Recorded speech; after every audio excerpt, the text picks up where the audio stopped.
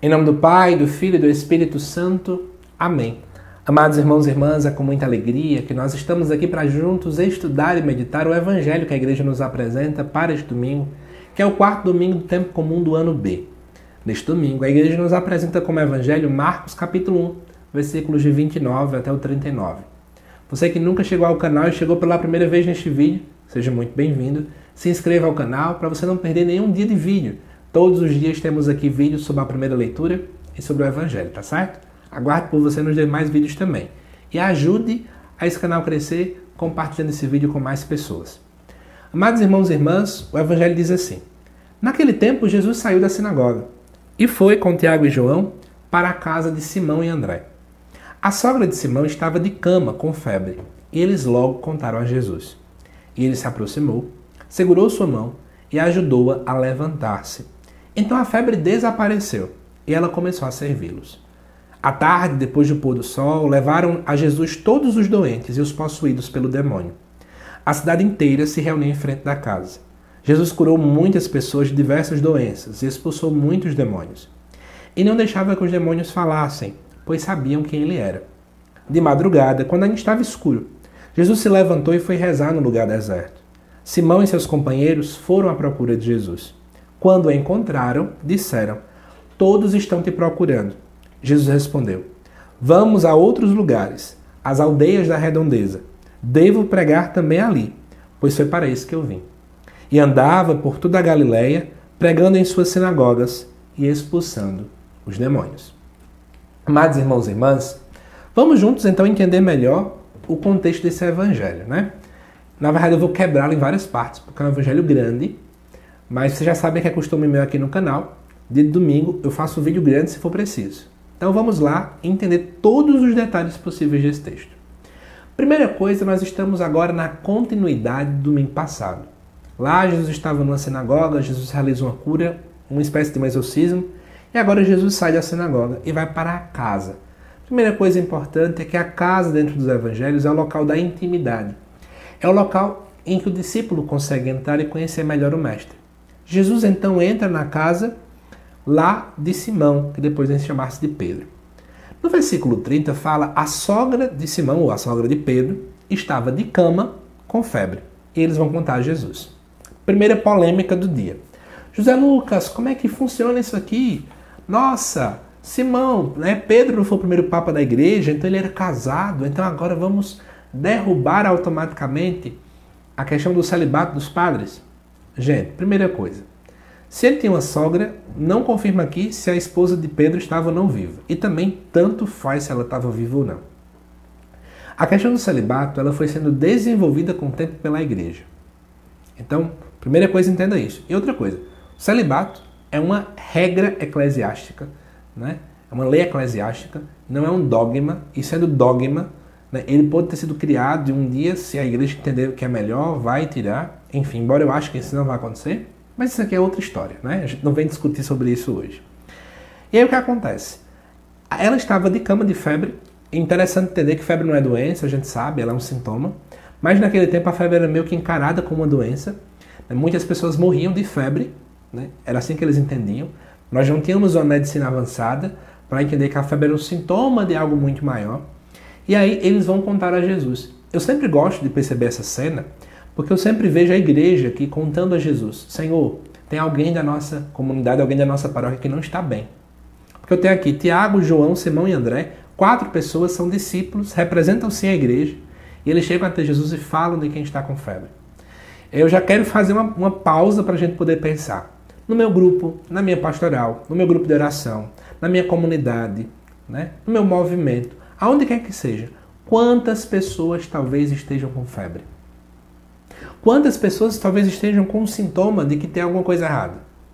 Um sintoma de esfriamento, de fé. Alguém que está meio afastado, eu vejo que aquela pessoa, né, parece que não está mais rezando. São sintomas, né? Afastamento. Não vejo aquela pessoa mais sorridente. Não vejo mais aquela pessoa engajada. Não vejo mais aquela pessoa falando com brilho no olhar. Não vejo mais aquela pessoa lendo a palavra de Deus. São todos sintomas que refletem um distanciamento do Senhor. Tem muita gente que passa por isso. E aí, o que a gente costuma fazer? Vou ser bem sincero que eu sei, viu? Muitas vezes a gente começa a ficar falando, tu viu que fulano não vem mais? Fulano abandonou a Deus, não é? Fulano fez isso, não é, rapaz? A gente fica com esse tipo de diálogo, bem complicado. Mas na verdade, a gente precisa levar aquele que pode tudo resolver. Como é bonito perceber quando tem duas pessoas que dizem assim, fulano, tu percebeu que, sei lá, Severino mais nunca veio até a nossa reunião? Vamos lá falar com ele, vamos lá fazer uma visita, vamos também rezar por ele hoje no terço. Não importa como seja. Mas a gente não pode cruzar os braços diante das pessoas que têm febre. E para você perceber que o que eu estou falando não é invenção minha, vamos continuar a ver algumas coisas aí pela frente. No versículo 31 diz que Jesus se aproximou. Ele segura a mão e ajuda a levantar-se. Isso é lindo. Primeiro, Jesus não fica longe. Jesus não é apático. E aí a gente aprende enquanto igreja que a gente não pode ficar distante dos outros. Quantas sogras de Pedro existem aí dentro da nossa paróquia que a gente quer ficar longe? Às vezes é um vizinho da gente. A gente tem que chegar perto, gente. Não podemos ficar longe. Segurar a mão. Quer dizer, em outras palavras, eu toco no teu sofrimento. Eu vou até o teu encontro e vou tocar na tua realidade. Eu não vou ficar mais uma vez tão longe. Depois ele ajuda ela a levantar-se. Interessante é que o verbo levantar-se aqui é o mesmo verbo utilizado para Jesus no aspecto da ressurreição. Aí você pode se perguntar, e o que é que isso então indica, José Lucas? A ressurreição é uma transformação total, é um despertar, é um acordar, é uma mudança completa. Literalmente da morte para a vida. Então Jesus naquele momento, quando ele levanta aquela mulher, ele retira dela toda e qualquer morte para trazer de volta a vida. Quando eu faço aquela ligação que eu já falei com vocês do aspecto da febre, e que eu ligo com o aspecto religioso do servido estar na caminhada, eu posso então olhar para essa mulher como alguém que morreu para o serviço, alguém que morreu para a caminhada, alguém que morreu para o discipulado. Quantas pessoas, repito, estão assim? E aí Jesus então, segundo o texto fala, a febre vai embora e ela começa a servi-los. A expressão serviço, de servir aqui, ela é a mesma expressão utilizada para a palavra diaconia. Então, na verdade, essa mulher começa a servir não é colocando café na mesa. Eu sempre pensei que era assim. Mas, na verdade, ela está servindo à comunidade. Agora, tudo faz sentido, percebe? A febre dela impedia ela de servir aos irmãos. Então, essa febre indica muito mais aí esse desajuste na vida fraterna, no engajamento paroquial, pastoral, enfim, é toda essa realidade. Ponto. Terminamos aqui a primeira parte da nossa reflexão. Vamos agora para o próximo passo, tá bom? Antes de prosseguir, quero relembrar, tem um formulário aqui na nossa descrição do vídeo, tá bom? Para você que tem interesse de acabar adquirindo o curso de Lex Divina que estou lançando em breve. Então basta você colocar seu nome, o estado em que você mora e o seu contato do WhatsApp que eu vou entrar em contato com você. Lá eu vou explicar a você qual é então a condição especial para quem está buscando para inscrição e se você gostar e estiver interessado, você vai poder adquirir este curso, tá certo? E lembrando que além do curso vai ter lá uma aula de introdução à primeira carta de João, onde eu vou dar para você um material onde você vai ter a oportunidade de ter 40 dias de meditação com essa carta. Não perca, preencha o formulário, tá bom? Mas vamos lá, continuando. Versículo 32. À tarde, depois do pôr do sol, levaram a Jesus doentes e possuídos pelo demônio. Você pode estar se perguntando por que à tarde, por que depois do pôr do sol? Nós estamos ainda em um dia de sábado, gente. No sábado, se exigia que não fizessem muitas curas. Então Jesus fez aquela cura na sinagoga, já perseguiram ele. Ele entrou na casa, é intimidade, não tinham fariseus para ficar acusando ele. Mas agora, na frente do grande povo, somente à noite, que é quando já se considera para o judaísmo que já é domingo, né? O dia começa no pôr do sol. E aí, amados irmãos e irmãs, levaram a Jesus muitas pessoas, né? Que estavam doentes, que estavam no sofrimento.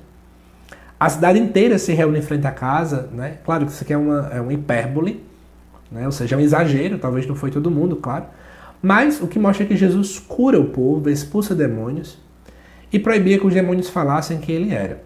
Por que Jesus pedia que os demônios não falassem quem ele era? Porque Jesus tinha noção da sua missão, né?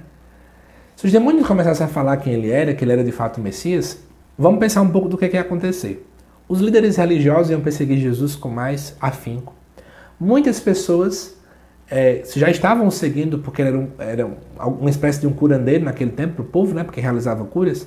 O povo começaria a seguir Jesus ainda mais apenas pelos milagres e prodígios, Mas faltava um elemento crucial. Era a cruz. O ato de Jesus dar a sua vida é isso aqui, é exatamente esse momento que ilumina toda a nossa fé. Não faz sentido pensarmos no Cristo sem a cruz. Grave bem isso. Por isso que dentro do Evangelho de Marcos, é só no ato da cruz que de fato é revelado quem Jesus é, através de um centurião romano, que diz lá no final do Evangelho, de fato, ele era o Filho de Deus. Mas vamos prosseguindo. Nesse momento está a ligação crucial entre a primeira leitura e o Evangelho. Já vimos aqui uma primeira pessoa sofrendo, que era a sogra de Pedro. E agora vemos todo o povo que está sofrendo. O que é que Jesus faz diante do nosso sofrimento? Talvez seja essa a pergunta clássica para a liturgia deste domingo. Ele age como? Ele fica longe, ele fica próximo, ele toca na nossa realidade, ele faz o quê? Na verdade, amados irmãos e irmãs, Jesus ele toca na nossa mão. Ele se aproxima e ele é capaz de nos levantar no sentido da palavra ressurreição, tirar-nos da morte para trazer vida. Não importa qual é a situação que a gente esteja passando, não importa se são muitos, ele sempre deseja tocar na nossa realidade. Percebeu agora a grande ligação entre a primeira leitura e o Evangelho? Mas eu também quero fazer mais ligações. Preste atenção, e agora é a última parte do Evangelho, né? Ainda faltam duas partes, na verdade. A grande pergunta também é o que é que esse Evangelho nos orienta para a nossa vida, na nossa mudança de postura. Porque tudo que a gente aprende sobre Jesus ilumina a nossa vida de cristãos. Porque se eu aprendo que Jesus é assim, eu também preciso ser assim. E a pergunta é, como também ajudar as pessoas que estão em sofrimento? Como chegar até aquele outro que está com febre no caminho do discipulado, que está longe de Deus? A resposta vem agora. De madrugada, quando ainda estava escuro, Jesus se levanta e vai rezar no lugar deserto. É a oração.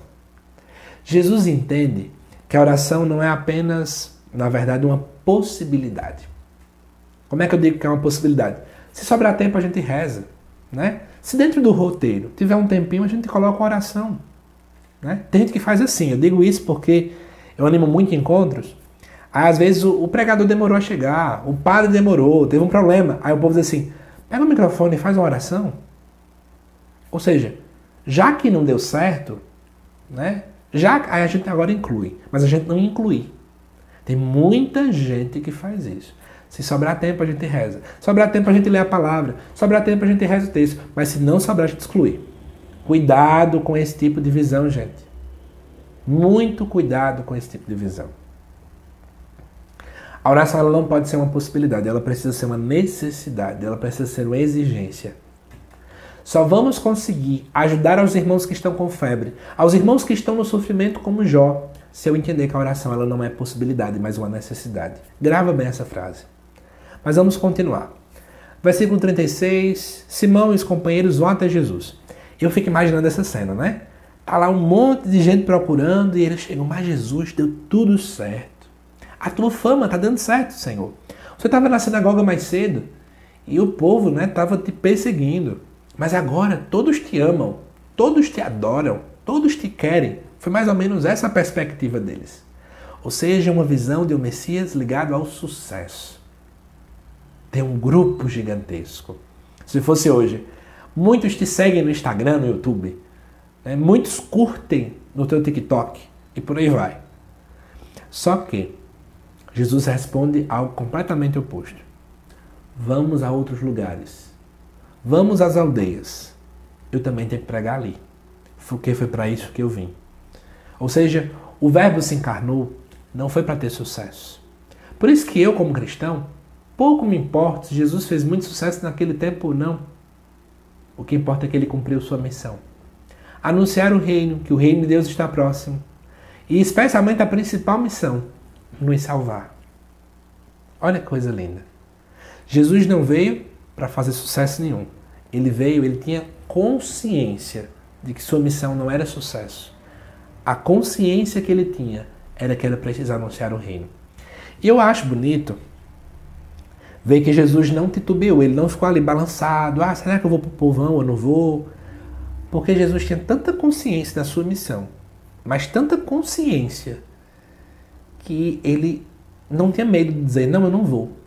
Eu vou. Não é agora, e não é assim. Eu acho que falta muito na gente consciência da missão, sabe? Então as pessoas chegam pra gente e falam assim, vou dar um exemplo. Já aconteceu isso aqui no canal do YouTube. Teve um tempo aí, e vez ou outra isso também acontece, que minha vida fica um caos, e eu acho que a de vocês também ficam, enfim. Que aí eu não consegui gravar um vídeo em tal dia, eu não consegui lançar a tempo, enfim. Eu recebi um comentário gigantesco de uma pessoa, né, descendo aqui a lenha em mim. Ah, eu vou parar de lhe seguir porque você não zela pelas coisas de Deus, você tem que entender que as coisas de Deus são coisas valiosas, que isso, aquilo, outro. E eu lembro que eu olhei aquilo, parei, refleti, pesei e disse: a pessoa não entendeu que eu não gravei, não foi porque eu não quis, foi porque eu não pude. Existe uma coisa muito diferente. Talvez naquela hora eu pudesse ter ficado balançado, né? Vou parar de gravar, vou parar de fazer tudo. Mas quando a gente tem consciência de quem a gente é e de qual é o meu chamado, as pessoas podem fazer o que quiserem conosco.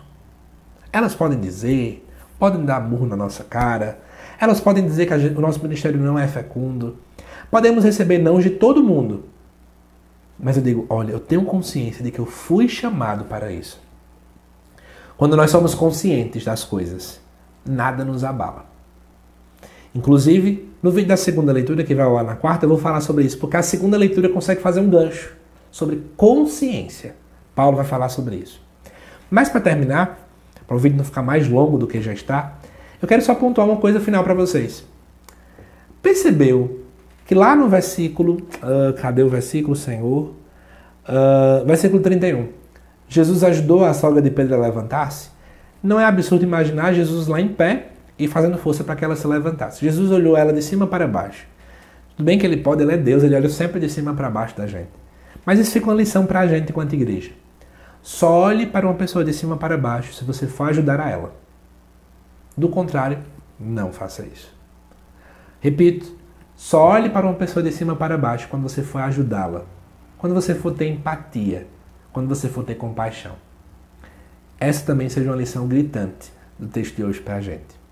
Que Deus te abençoe, amado irmão e irmã. Te aguardo nos próximos vídeos aqui do canal. Até mais.